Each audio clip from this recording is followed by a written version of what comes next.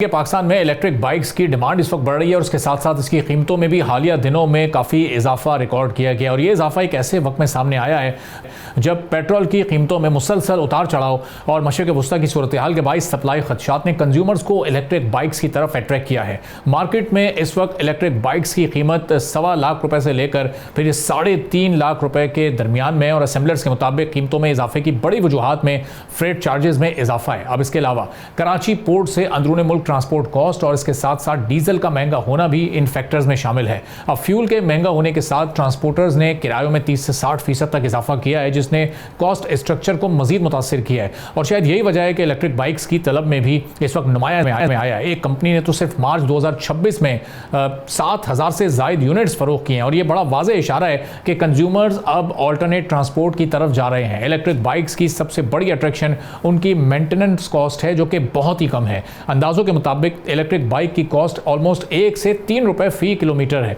जबकि petrol bike पर यही कॉस्ट 5 से 7 रुपए और इन रीसेंट हालात में तो शायद इससे भी ज्यादा फी किलोमीटर तक पहुंच जाती है। इस तरह एक एवरेज कंज्यूमर महाना 6,000 से 8,000 रुपए तक की बचत कर सकता है। लेकिन अभी भी इसमें जाहिर है कुछ चैलेंजेस मौजूद हैं। अब इनमें इलेक्ट्रिक बाइक्स में कम ग्राउंड क्लियरेंस में खामी मौजूद है, इसके साथ साथ कमजोर रीसेल वैल्यू का भी एक बड़ा इशू है और फिर बैटरी की जो कीमत है वो भी बड़ी महंगी है। जब भी बैटरी तब्दील होगी तो एक महंगी तब्दीली होगी, क्योंकि पाकिस्तान में बैटरी की कीमत 50,000 से 2 लाख रुपए तक है। अब इसकी एवरेज जो लाइफ है बैटरी की वो भी 2 से 5 साल है, तो ये उसके बाद ज़ाहिर है इसको चेंज करना है। पॉलिसी सतह पर भी इस वक्त गैर यकीनी सूरत हाल मौजूद है, क्योंकि 2025 में हमने देखा कि हुकूमत की जानिब से जब ड्यूटीज़ में इजाफा हुआ तो इसने कीमतों को मजीद कुछ बढ़ाया। अब ऐसी सूरत में अगर वाज़ेह सब्सिडी या फाइनेंसिंग स्कीम्स ना आई तो ये रफ्तार कितनी मुतासिर हो सकती है और आगे किस तरह से ये बाइक इलेक्ट्रिक बाइक जो एग्जिस्टिंग बाइक्स हैं, जो पेट्रोल बाइक्स हैं, उनको रिप्लेस कर सकती है। इस पर हम गुफ्तगू करेंगे। अली मोइन मलिक साहब को फाउंडर हैं ईजी बाइक्स के, हमारे साथ मौजूद हैं। बहुत शुक्रिया अली साहब, प्रोग्राम के लिए आपने वक्त निकाला। अब ये ओवरऑल इस वक्त अगर हम एक डिफरेंस क्रिएट करें दोनों बाइक्स में, एक पेट्रोल बाइक और एक इलेक्ट्रिक बाइक, तो ये दोनों में से कौन सी ज़्यादा फ़ायदेमंद है? और ये वन टाइम इन्वेस्टमेंट है लेकिन बड़ी इन्वेस्टमेंट है, अभी ये सेकेंड हैंड में या लो कॉस्ट में मौजूद नहीं है, तो ये किस तरह से आहिस्ता आहिस्ता रिप्लेस करेगी हमारी एग्जिस्टिंग बाइक्स को? जी बहुत शुक्रिया आपका। जैसे आपने फरमाया, जो petrol bike versus electric bike में जो फी किलोमीटर सेविंग है वो 10 रुपये तक हो सकती है। तो सेविंग तो काफ़ी बड़ी है, 10 रुपये फी किलोमीटर। लेकिन इसका जो मेन इम्पैक्ट होगा उन लोगों पे होगा जो ज़्यादा चलाते हैं। अगर कोई शख्स 20-30 किलोमीटर दिन का चला रहे हैं तो उनकी माहाना सेविंग शायद 9,000 रुपये तक हो जाएगी। अगर वो 1.5 लाख की बाइक लेते हैं तो 16-17 महीने तो उनको लग जाएंगे सिर्फ बाइक को पे ऑफ करने में। और ये वो बाइक है जिनके अंदर लेड एसिड बैटरीज होती है, जिनको पाकिस्तान में आमतौर पे ग्राफीन बोला जाता है। तो उस टाइम तक तो बैटरी भी खत्म होगी, उनको रिप्लेस करनी पड़ जाएगी, तो शायद उनको वो रिटर्न ऑन इन्वेस्टमेंट ना मिले। लेकिन वो लोग जो बेहतर क्वालिटी बाइक में इन्वेस्ट कर रहे हैं, जो कि शायद मोटरसाइकिल की तरह होती हैं, जो आपकी टिपिकल CD70 टाइप बाइक्स होती हैं, वो लोग यकीनन महंगी हैं, 2.5 लाख की हैं या 3 लाख की हैं, लेकिन उनकी बैटरी लाइफ भी सिग्निफिकेंटली ज़्यादा है। और ये वो लोग हैं जो आमतौर पे 60-70 किलोमीटर दिन में चलाते हैं। तो इससे उनकी एक तो return on investment with in 1 year हो जाएगी, साल के अंदर ही, और प्लस बैटरी लाइफ ज़्यादा होने की वजह से वो उसके ऊपर अगले 1-2 साल एक बहुत सिग्निफिकेंट किस्म की सेविंग कर पाएंगे। तो आई थिंक कोई भी अगर इलेक्ट्रिक बाइक लेने जा रहे हैं उनको पहले ये सोचना है कि वो दिन में चलाते कितने हैं। अगर वो 20 किलोमीटर मोटरसाइकिल चला रहे हैं तो शायद उनको इसका लॉन्ग टर्म में भी फायदा नहीं होगा।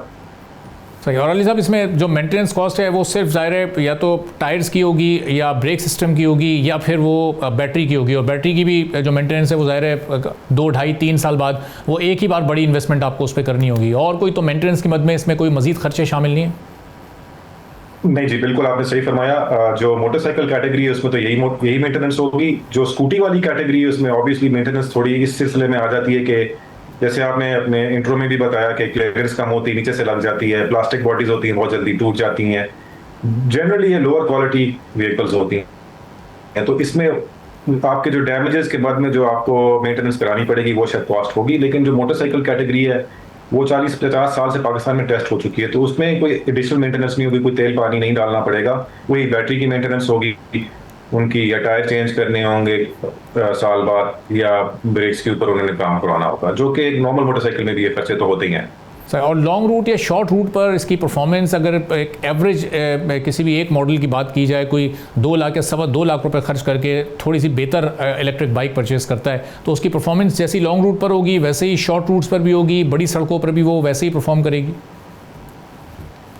जी जी बिल्कुल, इसमें ज़्यादा फर्क नहीं पड़ना चाहिए, रूट से इतना फर्क नहीं पड़ता एज लॉन्ग एज के सिग्निफिकेंट पावर आपको डिलीवर कर रही है। तो अगर आप एक सस्ती स्कूटी ले लेंगे, शायद उसकी टॉप स्पीड 40 हो 50 हो, वो आपको लॉन्ग रूट पे जाहिर बात है तो आप स्ट्रगल कर पाएंगे क्योंकि आपको स्पीड चाहिए होती है लॉन्ग रूट के ऊपर। लेकिन अगर आप एक ट्रेडिशनल मोटरसाइकिल स्टाइल की इलेक्ट्रिक बाइक लेंगे तो टिपिकली इनकी टॉप स्पीड भी ज़्यादा होती है और इनको लॉन्ग या शॉर्ट रूट दोनों में चलाने से आपको कोई परफॉर्मेंस में फ़र्क नज़र नहीं आएगा। सही। और जो कराची का इंफ्रास्ट्रक्चर है, ज़ाहिर है दीगर शहरों की निस्बत पाकिस्तान के वो बहुत ही ख़राब है, सड़कें यहाँ पर हर दूसरी सड़क टूटी हुई होती है, तो ये इस इंफ्रास्ट्रक्चर से ये कितनी मुतासिर हो सकती हैं? ये जो इस वक्त हमारा इन्वायरमेंट है, इन्वायरमेंट फ्रेंडली बिल्कुल ये होंगी सड़कों के एतबार से मैं बात कर?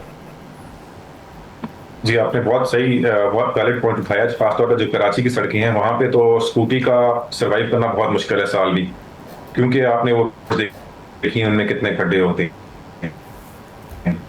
बहरहाल अगर आप मोटरसाइकिल शेप में जाते हैं तो इनके टायर्स भी बड़े होते हैं, इनके शॉक्स भी जो हैं उस हिसाब से बने जिस तरह के पाकिस्तान की रोड्स हैं। और आपने देखा कराची में मोटरसाइकिल तो चल रही है पिछले 40 सालों से, तो डैमेज तो वो भी होती है लेकिन उनमें डैमेज सिग्निफिकेंटली कम होता है। सर, और ये शेप और डिज़ाइन में जो एक फ़र्क रखा गया, ये इसकी क्या वजह है? चूँकि वो जो स्कूटी शेप है वो शायद मोटरसाइकिल या मोटर बाइक चलाने वालों के लिए वो इतना मुतासर कुन ना हो या वो उतना उनके लिए पसंदीदा ना हो, उतना आसान ना हो, तो ये शेप की क्यों ऐसी कैटेगराइजेशन रखी गई है? जी, इसकी असली वजह यह है कि पाकिस्तान में स्कूटी मैन्युफैक्चर नहीं होती, असेंबल होती है। तो ये बहुत आसान है, ज़्यादातर इनको ये this is a trade business कि वहाँ से हम चाइना से स्कूटी की किट फॉर्म में हम उनके पार्ट्स पाकिस्तान ले आते हैं, उन पार्ट्स को जोड़ के एक स्कूटी बना लेते हैं।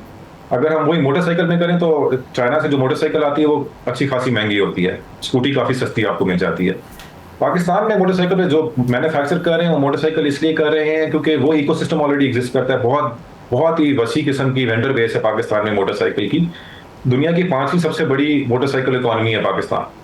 तो जो हमारी वेंडर बेस है वो बहुत बड़ी भी है और बहुत ग्लोबली कंपैरेटिव भी है। तो उसी वेंडर बेस को लेवरेज करके वो मोटरसाइकिल्स यहाँ पे बनाई जा सकती हैं। और इसमें खास बात यह है कि मोटरसाइकिल का अगर कोई पार्ट टूट जाता है, कोई शॉक अब्जॉर्बर खराब हो गया, मड गार्ड खराब हो गया, कोई भी पार्ट खराब हो जाए, वो पाकिस्तान के हर गाँव कस्बे में आपको उसकी स्पेयर पार्ट की रिप्लेसमेंट मिल जाती है। स्कूटी में हरगिज़ ये केस नहीं है, वो आपको कई दफ़ा तो डीलरशिप से भी उनके पार्ट्स नहीं मिलते। तो डिफरेंशिएशन जान के नेसेसरली क्रिएट नहीं की गई, वो because of the price variant, मतलब कि स्कूटी सस्ती आपको मिल जाती है और यहाँ पे आप लाख के 1.5 लाख रुपए में स्कूटी बेच सकते हैं, लाख रुपए की भी स्कूटी आपको मिल जाती है यहाँ पे। मोटरसाइकिल आपको चाइना से नहीं मिलेगी। और सिंस दिस इज जो हमारी जो ईवी 2 व्हीलर सेगमेंट है वो प्राइमरीली डोमिनेटेड बाय असेंबलर्स है, जो कि बेसिकली मेरी नज़र में it is trade disguised as assembly. तो उस बिजनेस के अंदर कोई इतनी ज़्यादा इनोवेशन भी नहीं होती, कोई R&D भी नहीं होती, तो जो को ऑफ द रैक चीज़ें मिलती हैं उन्हीं को पाकिस्तान ला के वो असेंबल करके बेचते हैं। सब्सक्राइब करें और बेल दबाएं ताकि कोई खबर रह न जाए।